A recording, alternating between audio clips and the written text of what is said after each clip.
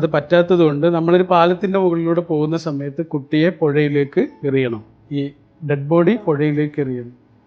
അത്രയും വലിയ അലർച്ചയോടെ സങ്കടത്തോടെ ആ അച്ഛൻ കുട്ടിയുടെ ഡെഡ് ബോഡി പുഴയിലേക്ക് വലിച്ചു. പിന്നെ അദ്ദേഹം മറ്റേ കുട്ടിയുടെ അടുത്ത് ഇങ്ങനെ വന്നിരിക്കുക. ആ കുട്ടിയെ ഇങ്ങനെ തലോടി. നഷ്ടപ്പെട്ട കുഞ്ഞിനോട് പോലുള്ള സ്നേഹവും വാത്സല്യവും ഒക്കെ ഈ കുട്ടിയോടുണ്ട്. ആ കുട്ടിയെ ഇങ്ങനെ എടുത്തിട്ട് തോളിലിട്ടപ്പോൾ ആ കുട്ടി ഇങ്ങനെ കുഴഞ്ഞു പോയി. അപ്പോഴാണ് അദ്ദേഹം ഒരു വലിയ സത്യം തിരിച്ചറിയുന്നത്, പുഴയിലേക്ക് എറിഞ്ഞത് ജീവനുള്ള കുട്ടിയായിരുന്നു.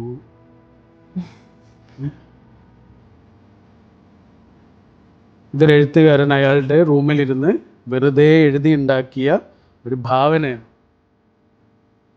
പക്ഷേ 100 കൊല്ലങ്ങൾക്ക് ഇപ്പുറത്തും നമ്മൾ ആ കഥ കേട്ട് എന്തെങ്കിലും